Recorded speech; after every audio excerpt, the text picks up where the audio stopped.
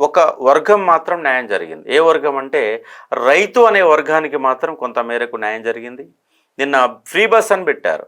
Free bus వల్ల లాభాల కంటే ఎక్కువ నష్టాలు ఎక్కువ ఉన్నాయి. ఇవాళ వాళ్ళు ₹1 కిలోకి ఇస్తున్నారు. ₹1 పెట్టక ₹5 పెట్టు. ₹5 కిలో బియ్యం కొనుక్కునే వాళ్ళు అవుతున్నాయి కదా. ఆ ₹4 ఎడ్యుకేషన్ వైపు మళ్ళించు.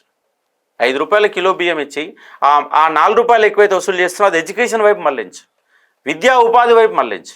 అప్పుడు విద్యారంగం కనుక అభివృద్ధి చెందితే, ఇక్కడ ఉద్యోగ అవకాశాలు కనుక పెరిగితే, తన కాళ్ళ మీద తాను నిలబడే ఒక శక్తి కనుక వస్తే, ఆటోమేటిక్గా మీరు ఏ ఉచిత పథకాలు ఇవ్వకుండా వాళ్ళ కాళ్ళ మీద వాళ్ళు నిలబడి కుటుంబాన్ని చదువుకుంటారు. ఎందుకంటే ఇవాళ రాష్ట్రంలో ఎన్ని కుటుంబాలు ఉన్నా అన్ని కుటుంబాలలో నిరుద్యోగులు ఉన్నారు. కానీ నిరుద్యోగుల ఎజెండాగా ప్రభుత్వాలు మారాలా.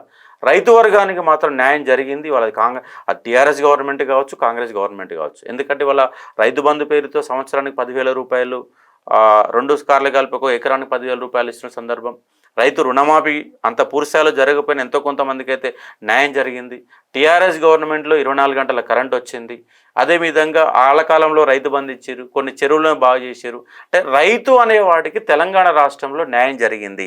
నిరుద్యోగి అనేవాడికి అన్యాయం జరిగింది.